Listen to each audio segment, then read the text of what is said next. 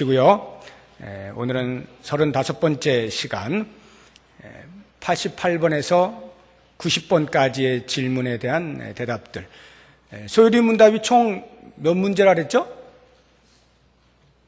소요리 문답, 웨스트민스터, 우리가 지금 공부하고 있는 게 웨스트민스터 소요리 문답서입니다. 총 몇 개의 문제가 있죠, 그 안에?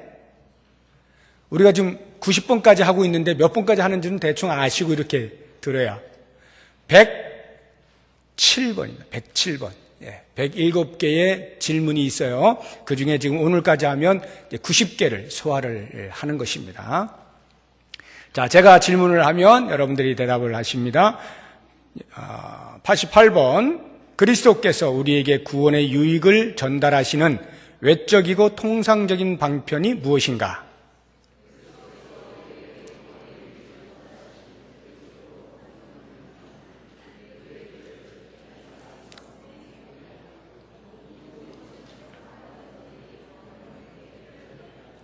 네. 89번. 말씀이 어떻게 구원에 효력이 있게 되는가?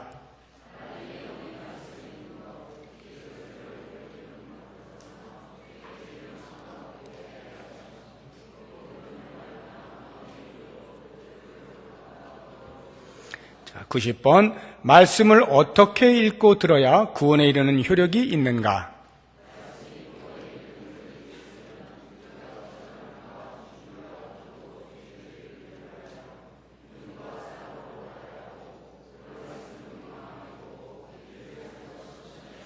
네, 자, 이와 같은 질문들을 제가 종합적으로 다시 요약을 해서 몇 가지 말씀을 드리는데, 거기 1번을 보시게 되면 죄로 인한 하나님의 진노와 저주를 피할 수 있는 길은 이렇게 되어 있죠. 이것은 우리가 지난번에 본 85번의 질문입니다. 85번의 질문을 제가 간략하게 써놓은 건데, 죄로 인한 하나님의 진노와 저주를 피할 수 있는 길, 인간이 어떻게 하나님의 진노로부터 피할 수 있느냐라고 하는 것에는 두 가지 방법이 있습니다. 거기에 나와 있는 대로 첫 번째는 내적 은혜의 방편들이 있고, 두 번째는 외적 은혜의 방편들이 있어요. 내적 은혜의 방편들은 지난 시간에 제가 회개와 신앙이라고 하는 제목으로 말씀을 같이 나눌 때 답이 나와 있죠. 하나는 회개, 그리고 또 다른 하나는 신앙, 즉 믿음이다라고 하는 것입니다. 그러니까 생명에 이르는 회개와 예수 그리스도를 믿는 믿음, 이것이 우리가 하나님의 진노를 피할 수 있는 내적 은혜의 방편들이에요. 그러면 오늘 88번 문제를 보시게 되면 외적이고 통상적인 방편은 그럼 무엇이 있느냐, 이러한 질문이거든요. 그러면 거기 여러분 프린트물 2번에 외적 은혜의 방편들 해서 세 가지가 나와 있죠. 첫 번째는 하나님의 말씀, 두 번째는 성례. 성례라고 하는 것은 거룩한 예식이라는 뜻입니다. 거룩한 예식이 개신교와 가톨릭이 숫자가 달라요. 개신교는 두 가지입니다. 하나는 세례고 또 다른 하나는 성찬입니다. 이 두 가지를 우리는 개신교에서는 성례라고 하고요. 가톨릭에서는 7성례를 말합니다. 7가지 성례가 있어요. 그러니까 우리가 말하는 이 두 가지 외에도 다른 것들, 예를 들어서 오늘 아침에 우리가 유아세례를 베풀었죠. 이런 유아세례, 이런 것도 성례의 하나로 이렇게 치고요. 죽는 장례를 치를 때 이런 것도 역시 성례의 하나로 치르고요. 등등. 결혼도 마찬가지고 이렇게 7가지가 있어요. 그러나 우리 개신교는 다른 것들은 받지 않고 두 가지만 취하는 이유는 성경에서 그 두 가지에 대해서만 언급을 하고 있기 때문에 그렇습니다. 다른 것들은 다 전통이 만들어낸 거예요. 가톨릭은 그 전통이 굉장히 중요하기 때문에 계속해서 내려오는 전통을 따라서 7성례를 계속 주장을 합니다만, 성경적 근거는 이 두 가지 외에는 없다는 것을 아시기 바랍니다. 자, 그리고 세 번째가 기도입니다. 그러니까 외적으로 하나님께서 우리가 하나님의 진노를 피할 수 있도록 은혜를 부어주시는 방편들을 이 세 가지로 우리가 제가 크게 보는데, 말씀과 성례와 기도인데요. 오늘은 이 첫 번째 말씀에 관련되어져서 우리가 볼 거고, 그 다음에는 성례에 대해서, 그리고 그 다음 마지막 시간은 기도에 대해서 이렇게 보게 될 겁니다. 근데 마지막 시간은 좀 몇 번 더 할 거예요. 왜냐하면 주기도문도 있고 하기 때문에. 자, 그러면 오늘은 이제 말씀과 관련해서 우리가 집중적으로 살펴볼 텐데요. 이번에 말씀이 가리키는 다양한 내용들 이렇게 있죠. 말씀이 가르치는이 아니고요. 가리키는, 말씀이 가리키는, 다시 말하면 무엇을 말씀이라 하느냐 이런 뜻이에요. 세 가지가 있습니다. 첫 번째, 예수 그리스도. 우리가 믿는 예수 그리스도를 우리가 말씀이라 이렇게 말합니다. 한번 성경을 보면서 우리가 입증을 해보겠습니다. 요한복음 1장 1절 같이 읽어봅니다. 태초에 말씀이 계시니라. 이 말씀이 하나님과 함께 계셨으니 이 말씀은 곧 하나님이시니라 하고 그 말씀이 어떻게 되는지 요한복음 1장 14절 시작. 말씀이 육신이 되어 우리 가운데 거하심에. 거기까지만 할까요? 말씀이 육신이 되었다. 누구죠? 육신이 되신 예수 그리스도. 하나님이신데 육신이 되셨어요. 예수 그리스도. 그 예수 그리스도를 말씀이라 이렇게 표현을 해놓고 있는 것이죠. 그래서 영어로 표현을 하면 이 예수 그리스도인 말씀을 가리켜서 incarnated word라고 합니다. incarnation이 성육신, 성육하신 이런 의미거든요. incarnated, 성육되신 말씀, word, 말씀이다 이렇게 표현을 하고요. 두 번째 말씀은 성경, 우리가 가지고 있는 이 성경, 이것을 가리켜서 또한 말씀이에요. 그래서 우리가 보통 성경 말씀 하죠. 이 성경을 가리켜서 말씀이라 합니다. 디모데후서 3장 16절 17절 같이 읽어봅니다. 모든 성경은 하나님의 감동으로 된 것으로 교훈과 책망과 바르게 함과 의로 교육하기에 유익하니 이는 하나님의 사람으로 온전하게 하며 모든 선한 일을 행할 능력을 갖추게 하려 함이라. 모든 성경이 하나님의 감동으로 쓰여진 하나님의 말씀이다 라고 하는 것입니다. 그래서 영어로 표현하면 written word라고 합니다. written, 쓰여진, 성문화된 말씀, 성경. 세 번째, 설교를 가리켜서 또한 말씀이라고 표현을 합니다. 한번 보죠. 누가복음 24장 32절 말씀 시작. 그들이 서로 말하되 길에서 우리에게 말씀하시고 우리에게 성경을 풀어주실 때에 우리 속에서 마음이 뜨겁지 아니하더냐 하고 엠마오로 가는 두 제자를 예수님께서 만나주시죠. 그리고는 구약에서부터 있었던 모든 예언의 말씀들을 상세히 풀어서 알려줄 때 그들의 가슴이 뜨거워졌다는 거죠. 이 말씀을 푸신다라고 하는 것이 곧 설교의 한 형태라고 보시면 되겠습니다. 그래서 이 설교를 영어로 spoken word라고 표현을 하면 되겠습니다. 선포되어지는 말씀, 선포되어지는 말씀. 그래서 우리가 말씀이라고 하면은 가장 기본적으로는 예수 그리스도가 말씀 자체이시고 그리고 이 성경이 말씀이시고 성경을 풀어 다시 말하는 해석하는 이것을 가리켜서 또한 말씀이라 이렇게 보시면 되겠습니다. 자, 그러면 세 번째, 이 설교와 관련해서 두 가지 종류의 설교를 우리가 나누어서 생각을 해보시는 것이 좋습니다. 그 첫 번째가 캐리그마입니다. 캐리그마라고 하는 것은요, 오늘 우리 김항철 선교사님께서 지금 아침에 말씀해 주셨잖아요. 복음을 전하는 것, 그리고 가르치는, 회당에서 가르치는 것, 병자를 고치는 것, 이 세 가지가 아주 중요한 예수님의 지상에서의 사역이었고 우리 교회도 이 땅에서 그러한 사역을 해야 된다라는 말씀을 해 주셨는데 여기에 복음을 전파한다라고 하는 이것을 가리켜서 캐리그마라고 표현을 합니다. 복음 전파. 자, 고린도전서 2장 4절 말씀을 같이 한번 보겠습니다. 시작. 내 말과 내 전도함이 설득력 있는 지혜의 말로 하지 아니하고 다만 성령의 나타나심과 능력으로 하여. 내 말과 내 전도함이라고 하는 복음 전도하는 행위, 선포하는 행위를 말하고 있고요. 그 선포하는 행위에 담겨 있는 선포된 내용은 뭐냐?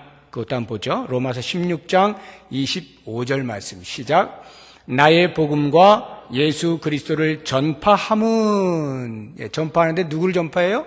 예수 그리스도. 그러니까 우리의 복음 전파의 핵심 내용은 예수 그리스도시다.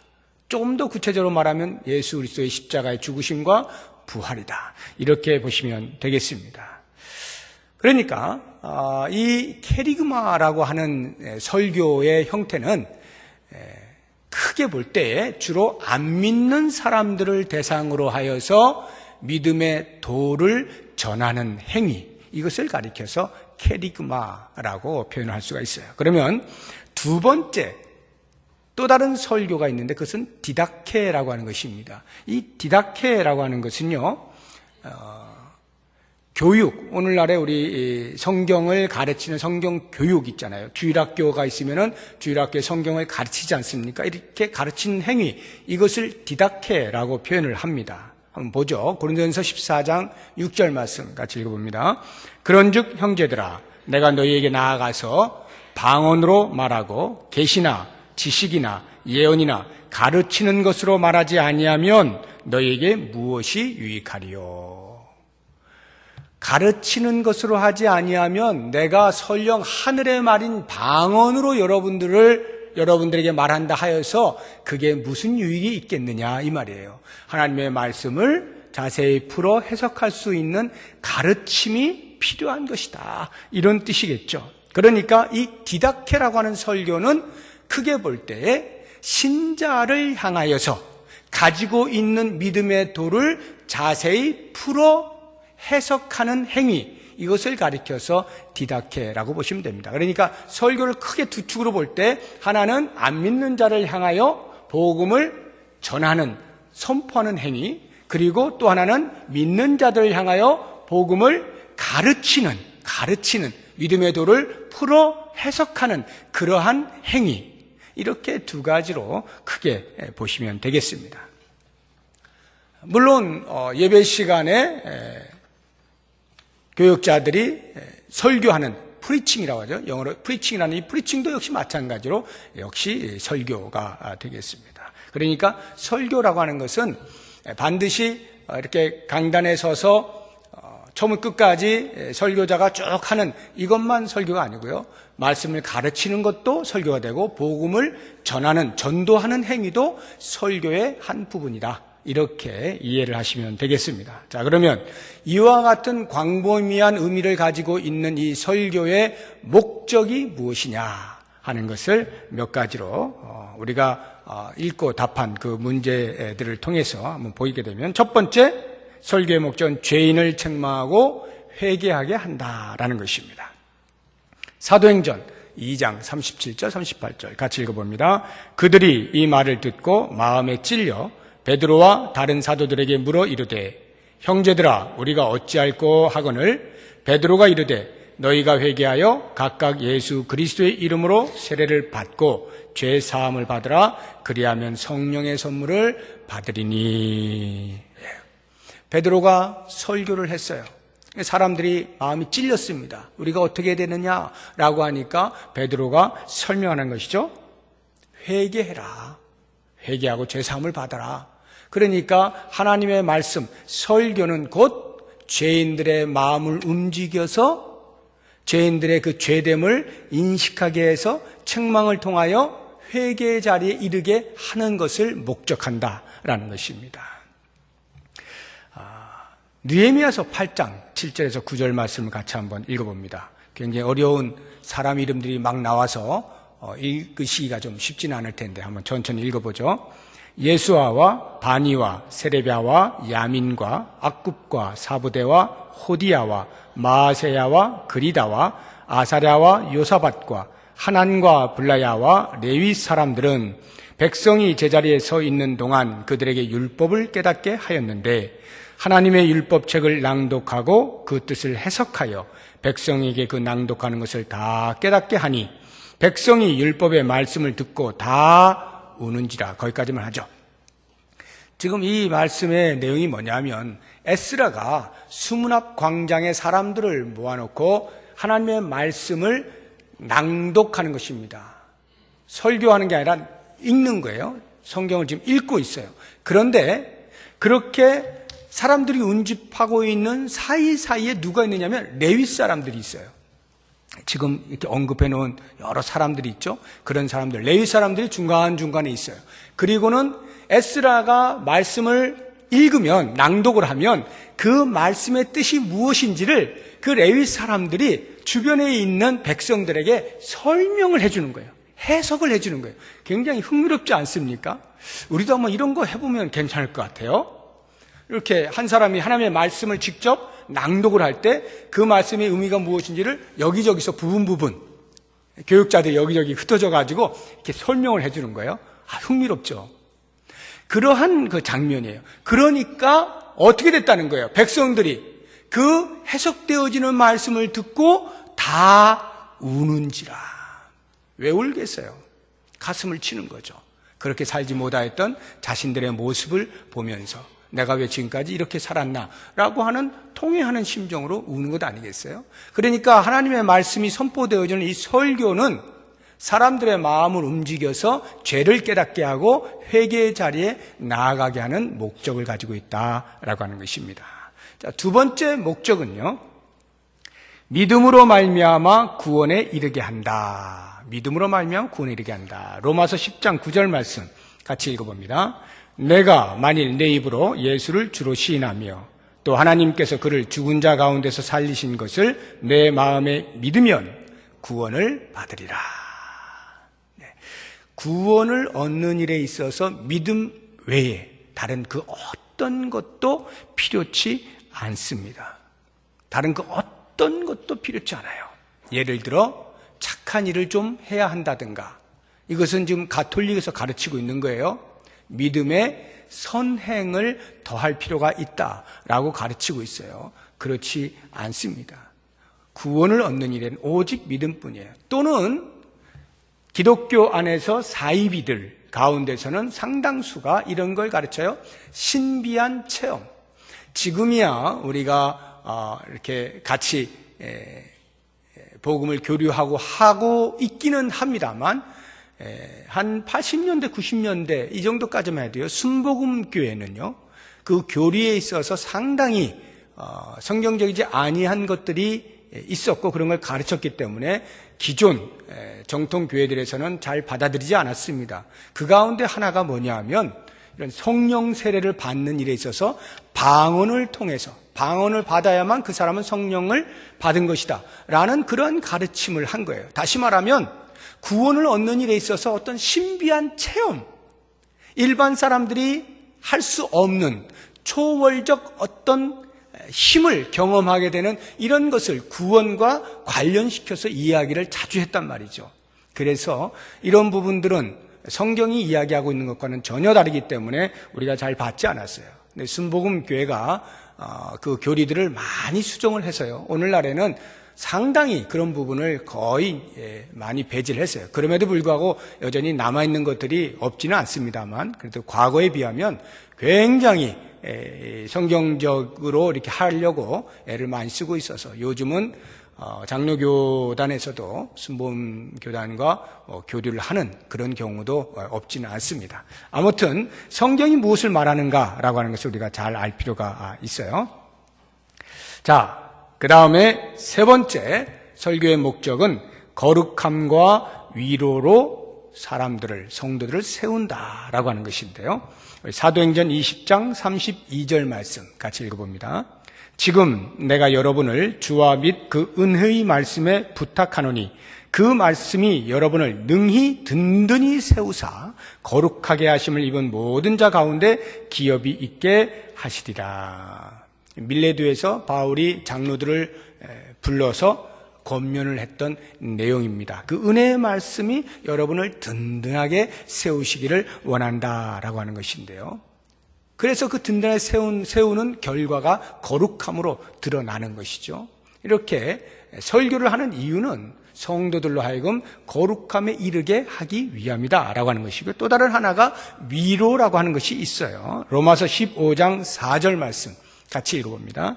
무엇이든지 전에 기록된 바는 우리의 교훈을 위하여 기록된 것이니 우리로 하여금 인내로 또는 성경의 위로로 소망을 가지게 함이니라. 성경이 무슨 위로를 한다는 것일까요? 우리가 어떻게 투자하다가 그냥 폭삭 망해버렸어요. 그래가지고 그냥 주저앉게 됐습니다. 그냥 가슴을 치고 그냥 방바닥을 두들기면서 이제 어떻게 사나 하는데, 물론 하나님의 말씀이 우리에게 위로하실 수 있어요. 그런 경우에도. 그러나 지금 이 성경이 이야기하고 있는 그러한 위로라고 하는 것은요, 그런 우리의 일상에서 일어나는 그러한 어떤 일들에 대한 것이라기보다는 하나님의 말씀대로 살려고 하는데 이 땅에서 당하는 고난들, 그러한 것들에 대해서 굳건하게 믿음의 자리를 지켜낼 수 있도록 소망을 바라보게 하는 위로를 주신다, 이런 뜻이에요. 하나님의 말씀은 하나님의 말씀대로 살려고 하는 사람들이 이 땅에서 당하는 고난에 대하여 흔들리지 말라고, 더 이상 못 견디겠어, 버티기 힘들어, 주저앉으려고 할 때 그때 위로를 주시는 거예요. 소망을 갖게 하시는 거예요. 하늘을 바라보아라, 저기 우리가 가야 할 곳이 있지 않느냐, 자 함께 가자 하고 계속 위로하고 격려하는 이런 위로를 말하는 것이죠. 그래서 설교의 목적은 바로 하나님의 자녀답게 살아가는 일에 있어서 세상에서 당하는 고통을, 고난을 견디어낼 수 있도록 하는 위로를 주신다라고 하는 것입니다.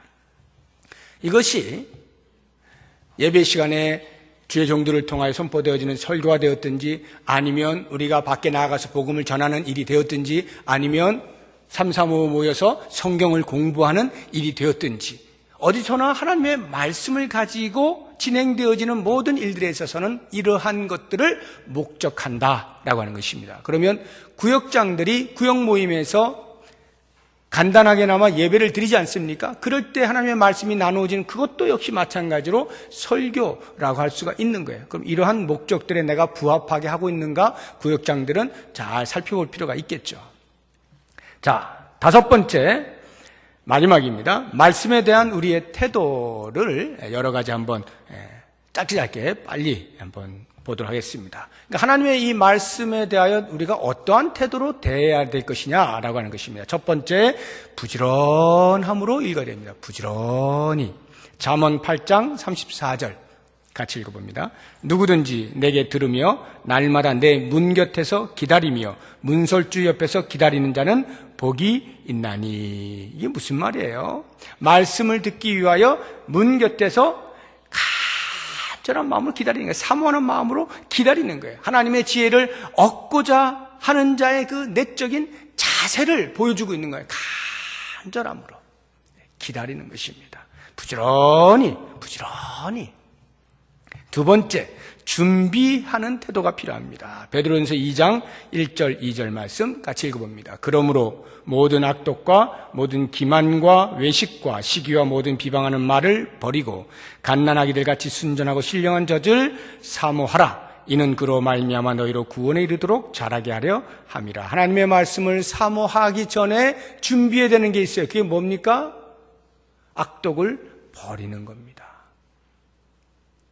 그러니까 내 모습 이대로 와서 내 살아가는 삶의 방식 그대로 두고 하나님 말씀하시면 한 귀로 들어서 아멘 아멘 하고 나갈 땐 다시 흘려보내고 원래 내가 가지고 있었던 내 삶의 방식을 따라 또 그대로 살고, 이게 아니고요. 하나님의 말씀을 듣기 위하여 사모하는 마음으로, 간절한 마음으로 기다리고 부지런히 살필 때 중요한 것은 내 마음에 있는 찌꺼기들을, 그 하나님의 말씀을 받아들이는 일에 있어서 방해하는 그러한 죄악들을 빼내는 작업을 해야 된다. 이 준비가 있어야 깨끗함 속에 주의 말씀이 각인이 되는 것이죠. 세 번째, 기도하면서 말씀을 대해야 됩니다. 시편 119편 18절입니다.